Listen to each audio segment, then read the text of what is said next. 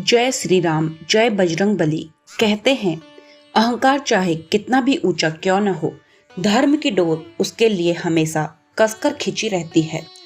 और जब इस डोर को खींचने वाले हो सीताराम के सेवक हनुमान, तब दुष्टों का अंत निश्चित है। आज की कथा उस अद्भुत रहस्य की है जिसमें हनुमान जी ने रावण की पत्नी मंदोदरी को अपनी दिव्य चाल में फंसाया और प्रभु श्री राम को वह रहस्य मिल गया जिससे रावण की मृत्यु का द्वार खुल गया। भगवान राम और रावण के बीच युद्ध चल रहा था। बार बार प्रहार करने के बाद भी रावण रणभूमि में अट्टहास करता हुआ खड़ा हो जाता है। यह देखकर भगवान राम की चिंता बढ़ गई और तभी विभीषण ने रावण की मृत्यु का रहस्य भगवान राम से कहा और राम जी के एक इशारा पाकर हनुमान जी अपनी चतुराई से रावण के वध का शस्त्र लंका से जाकर ले आए। तब जाकर रावण राज का अंत हुआ। भगवान राम और रावण के बीच जिस समय भयंकर युद्ध चल रहा था, तब बार बार श्री राम के प्रहार के बाद भी रावण परास्त नहीं हो रहा था। जैसे ही भगवान राम उस पर अपने शस्त्रों से वार करते, वैसे ही रावण भयंकर हंसी के साथ रणभूमि में फिर से खड़ा हो जाता है। यह सारा दृश्य देखकर भगवान राम और लक्ष्मण बहुत चिंतित हो उठे। तभी युद्ध भूमि में विभीषण ने रावण की मृत्यु से जुड़ा बड़ा रहस्य भगवान राम को बताया। उधर भगवान राम के प्रिय भक्त पवन पुत्र हनुमान के लिए तो एक इशारा ही काफी था और उन्होंने अपनी चतुर बुद्धि से रावण की पत्नी मंदोदरी को ऐसा उलझाया कि अपने पति की मौत के शस्त्र का रहस्य हनुमान जी से कह बैठी। हनुमान जी ने तुरंत ही वह शस्त्र लाकर भगवान राम को सौंप दिया, जिसके प्रहार से रावण का वध और रावण राज का अंत संभव हो पाया। ब्रह्मा जी ने दिया था रावण को ये वरदान। एक बार रावण ने ब्रह्मा जी को प्रसन्न करने के लिए कठोर तपस्या की थी। रावण की तपस्या से प्रसन्न होकर ब्रह्मा जी ने उनसे वरदान मांगने के लिए कहा। रावण ने वरदान में अमरत्व का वरदान मांगा।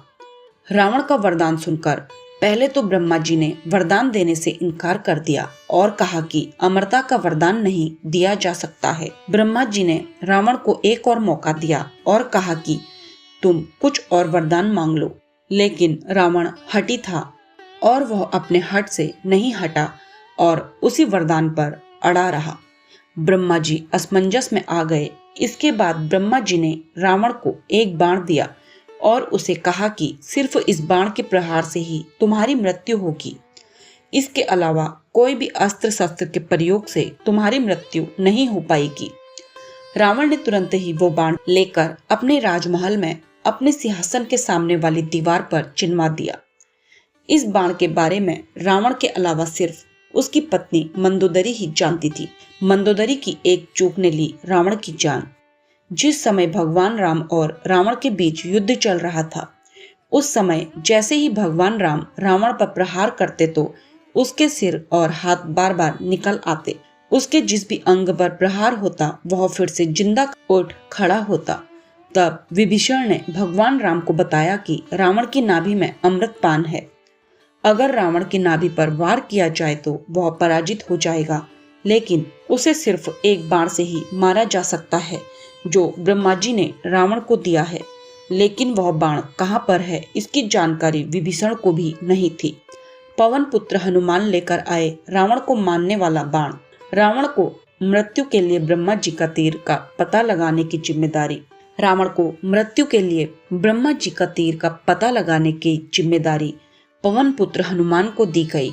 हनुमान जी तुरंत ही लंका पहुंचे और ज्योतिष का रूप धारण कर लिया। जब लंका में चर्चा हुई कि कोई बहुत ही विद्वान ज्योतिष आए हैं, तो रावण की पत्नी मंदोदरी ने ज्योतिष को आमंत्रित किया। मंदोदरी ज्योतिष से अपना भविष्य जानना चाहती थी। ज्योतिष का रूप धारण करके आए हनुमान जी मंदोदरी को अपनी बातों में उलझाने लगे और मंदोदरी से बातों ही बातों में ब्रह्मा जी के उस बाण का जिक्र कर दिया और कहा कि उस बाण से रावण पर कोई बड़ा संकट आ सकता है।